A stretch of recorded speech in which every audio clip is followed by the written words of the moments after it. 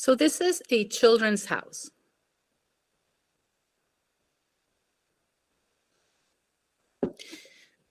When we look at the children's house, we see the children's house is the classroom in Montessori that serves children ages 3 to 6. The classroom that I showed you before, that's called parent infant, serves the children 0 to 3. This one serves ages 3 to 6. So we are still, the two classrooms are within that very first plane of development, of the absorbent mind. So you notice that you can not see the teacher right away. I have to squint and make an effort to find her.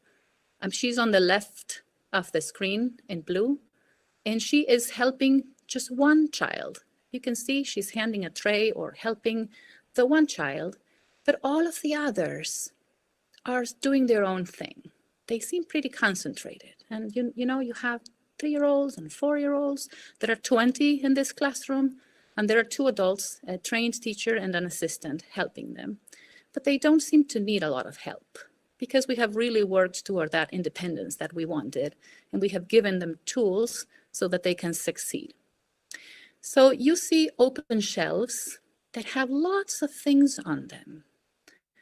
And for a person that first walks into a Montessori classroom, wonders, how does a 3-year-old not take all of those trays and spread them all over the floor?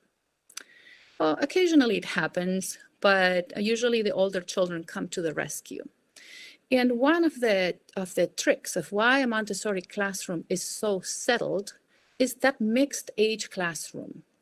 Once a classroom is normalized, once the classroom has been running for a certain amount of time, a minimum of 3 years for a classroom to go through the whole cycle, every year there's only about 1/3 of the students who have turned 6 and are moving out of the classroom and into the next level. And there's only 1/3, roughly, of 3-year-olds joining the class. That means that 2/3 of the classroom are returning students. Those returning children act as role models and as teachers themselves. So this teacher can really be focused on the one child because the others are helping one another. So a new child walks into a classroom, into an environment that's already settled.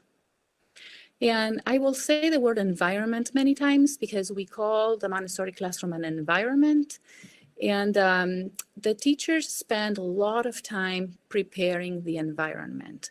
That means observing the children, taking notes like Maria Montessori did, seeing where they are with their development, and creating materials that meet their specific needs. So Montessori is child-centered. And that is very much misunderstood many times. Child-centered does not mean that the child runs around and do whatever they want, but it means that everything in this classroom has been prepared to meet their specific needs. And we don't have an agenda in which we decide what this child is going to be learning today, but they follow a pre-existing plan in their brain, let's put it that way, by which they are going to be developing in a fairly predictive way. And they are usually going to be naturally seeking materials that meet those needs. So for example, that little boy in the front with the green shirt, he is spooning. He is taking those little plastic balls, porcupine balls, and putting them in a tray. And he will spoon them into the tray, and then spoon them out of the tray, and then spoon them into the tray, and then out of the tray, on and on, for as long as his concentration is sustained, possibly developing the muscles of the hand in a movement that later is going to allow him to write. But right now, in his cognitive development, he's at a point where he needs to strengthen the muscles in his hands and the muscle grip, so he is naturally attracted to this one particular work. Once he has mastered that skill, he's not going to be interested anymore. So that's another characteristic of a Montessori classroom, is that a teacher gently shows the children how certain things are done, and then she leaves or he leaves the children to discover this material and do it for as long as they want and as many times as they want. So once this little boy is attracted by these spooning porcupine balls, he might choose this thing every day for 3 weeks. It might be the first thing he does when he gets into the classroom. He could be doing it for 2 hours or for 10 minutes every day. And suddenly one day he's not interested anymore, and he might not ever touch that work anymore. That means that he has mastered that skill and that he's moving on to the next level. Another characteristic of a Montessori classroom is what we call the uninterrupted work cycle. This means that for about between 2 and 3 hours in the morning, once the children are all settled and they have chosen things to do like you see them here, the teacher is not going to interrupt them with a group activity. And she's going, or he is going to let them flow from work to work, putting something away when they are done carefully where they had found it, and choosing something else and then doing it again, with pacing themselves. So there are ways in which the children take their own breaks. This doesn't mean that we are working them to where they're exhausted for 3 hours and we don't let them stop working. That green table with a green tablecloth that you see on the right side of the screen is a snack table. One part of the Montessori classroom is we call self-care, and this is where the children take care of their own health and of their own well-being. It involves using the bathroom, getting dressed and undressed, and among other things, it involves realizing when they are hungry and they need to eat a snack. So snacks is food that is placed on a specific area of the classroom that we can see here. It's on the right of the screen, and that the children can choose whenever they are hungry to follow a specific process in which they wash their hands, they set the table, they serve their own food. Sometimes this means that they are going to be spreading cream cheese on a bagel, or that they are going to be peeling and cutting a banana, and they are going to sit down at that table, eat, and when they finish eating, they are going to wash their dishes and put everything away and leave the table ready for the next person. Remember that these children are 3, 4, and 5, and very, very capable. So as you can see, all of these activities and the way in which they are organized allow for that independence that we were talking about. So the classroom, another characteristic that's important to mention is that this age level is based on reality. All of those objects that you can see the children use are real elements that we adults use in our life. We don't have a pretend play kitchen. We don't have a dress up. If you look at our library, our books for this age are based on reality. We don't have animals that talk or objects that talk. Our books are based on maybe describing a profession or talking about nature and work cycles, because the children of this age need, as I said before, learn through concrete experiences of the real world. Once they are in the next plane, as I said, they are ready for imagination, and now they can do all the pretend play. Now, that doesn't mean that if a child who is spooning those plastic balls in his mind is imagining that those are pieces of candy that he's putting on, I don't know, a birthday tray, that's okay, that the children use their imagination all the time. The fact that we don't give them fantasy, it means that we adults do not make up things that are not real for them. So there are 5 main areas in a Montessori Children's House classroom, and I will briefly talk about each one. The practical life is the goal of this area is control and coordination of movement. This is the first thing that a 3-year-old does when they walk into a Montessori classroom. And they are elements of everyday life, utensils and activities that they are learning to do. As an example, I've chosen the boy on the left is using an eyedropper to transfer water from one bowl to the next. And in doing that, he's squeezing that rubbery part of the eyedropper, seeing the water, sucking it in, and then pushing it on the other side and figuring how that works. Look at the concentration in his face. So the first time a child does an activity like this, they might spill the water, they might not be very interested, but as they start discovering what they can do, and if this meets a need, developmental need, they usually stay at it for a long period of time. So whoever thinks that a 3-year-old cannot concentrate for more than 5 or 10 minutes has not seen a Montessori child doing these activities for maybe an hour. So our goal for this activity is really preparing that hand for writing. So it's the coordination of movement, it's the strengthening, again, the muscles of the hand, so that eventually he will be able to hold a pencil. In the second picture, this boy is making tea. So that care of the environment and care of the other means that they learn to do simple cooking tasks. In this particular case, he was bringing tea to my office, so that's when I snapped the picture. So I was very grateful that he made me a cup of tea. And usually if a visitor comes to the classroom and they have a tea making set available, they will make them a cup of tea to welcome them. And the girl on the right side, she's just pouring water from that teapot. This is now not making tea. This is just water that she's pouring into those cups, and then back into the teapot, and then back into the cups, and then back into the teapot. And like in the first case, she is developing her concentration and the control of movement of her hands. Another area that's very important is called sensorial, and it contains all of these puzzle-like materials, like those cylinders that you see on the left side that fit into the sockets of that wood block.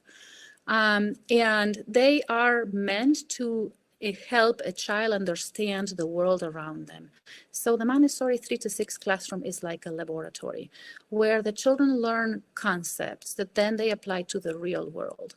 So in this particular one, she is practicing visual and sensorial discrimination of size as those blocks increase in diameter, and some of them in height as well.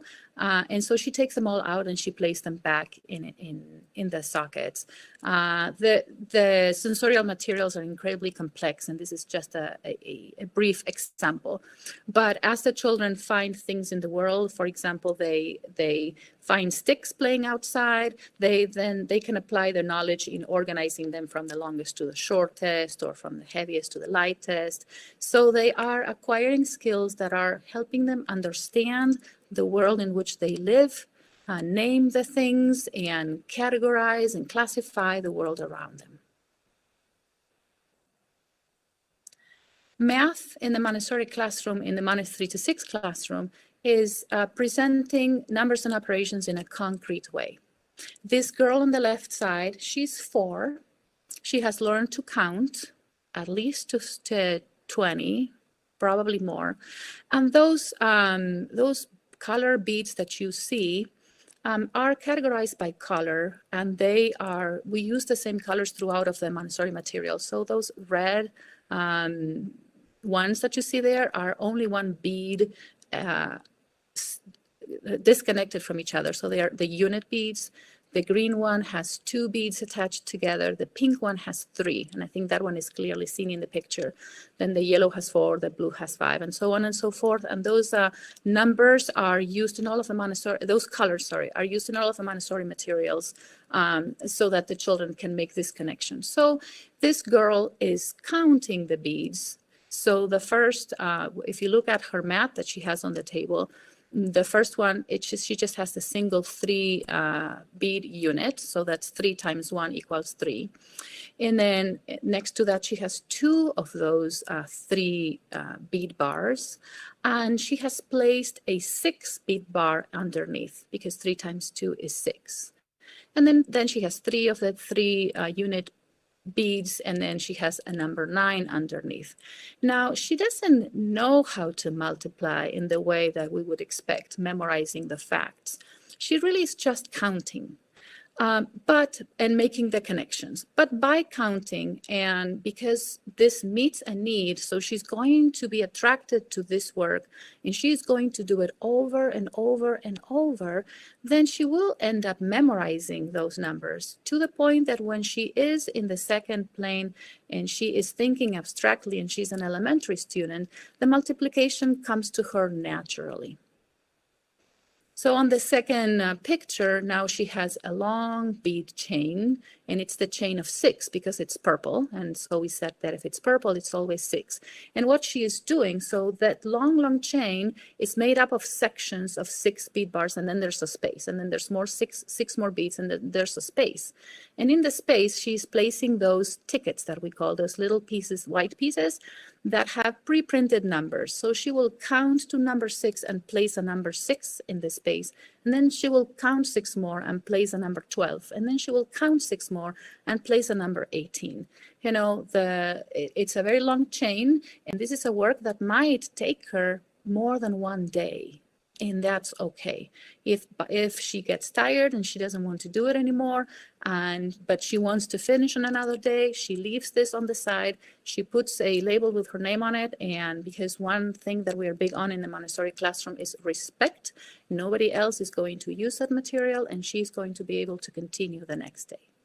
And on the right picture is a division board that I'm not going to go into detail explaining, but it's done, it's the division presented sensorially. I guess I could just say that children up to the age of 5 have already been introduced to the 4 operations, and they go into fractions by the time they leave kindergarten. And this is the language area that it's really integrated into all the things that we do.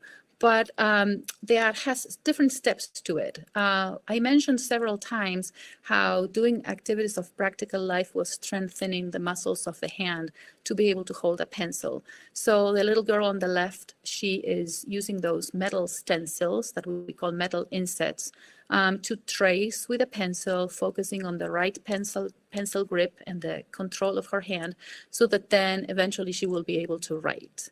The boy in the middle is connecting now sounds, initial sounds, to little objects. So he has a G in the first card, which we call it a G. We call the sounds by the sounds, not by the number of the letter. So he has a G, he has a L, a H, and a O. So then he looks at those objects, these little plastic objects, and he matches them to the right beginning sound. So the guitar, it's under G, and the gorilla, it's under G. So ladder, it's under L, and I think that's a lamp under L. So this is a very playful activity. The children are very attracted to those little objects. So, you know, many times he or she is going to choose to do these things.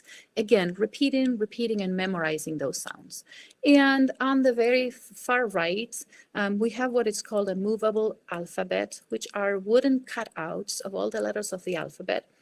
And this is a child who is putting sounds together to make words, before he might even have the control of the hand to be able to write independently, but he understands the sounds, and so he can put sounds together. So if he wanted to write the word map, he would walk to that movable alphabet and he would say to himself, map, I need a map. And he will put an on the tray, and then he will go, oh, I need an a, and then a p, and so he will make that word with puzzle-like wooden cutouts. And when he's ready, he's going to write that on a piece of paper.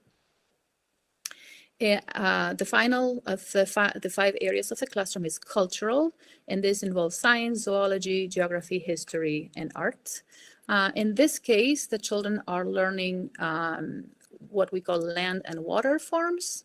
They are right there touching an island. So what would they do with this work is they bring a pitcher of water that you can see there. They pour the water in that tray, and automatically that piece of green land is surrounded by water. So they can experiment what an island is with their senses. At the same time, they are developing language. So then they learn to classify what an island is, and next to it, they have a lake.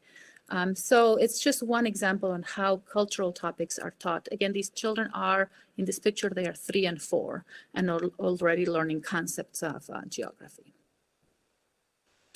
And another area, or the last area of the classroom that's not immediately visible because it doesn't have materials to go with it, it's called grace and courtesy.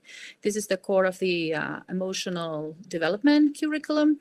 It's where we teach the children to be respectful with each other, to ask for permission, to not touch another person who hasn't invited them to touch them, or like, you know, not giving a hug to somebody who hasn't asked for one, and also responsibility. So these ladies are washing their dishes after lunch, which is something that they do often.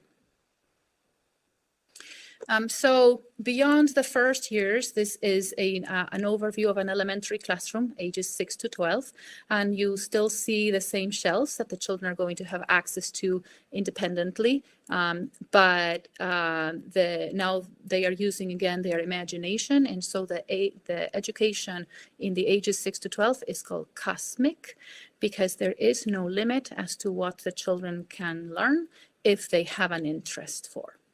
I'm going to leave it at that because we won't have time for more. And this is particular of Nature Walk, not necessarily Montessori, although Maria Montessori was very concerned about the interconnectedness of things and what that meant for the children and their connection to nature. So because we are an environmental school, we do these projects, and these children are building a rain garden. So the girl in blue there, she wrote a grant proposal to the Department of Human Resources, and she actually got a grant to pay for this. And then she organized volunteers. She was a 6th grader there. She organized volunteers to actually build this rain garden and plant the plants. This was 5 years ago. So we have that garden and we learn from it to what happens with nature with it.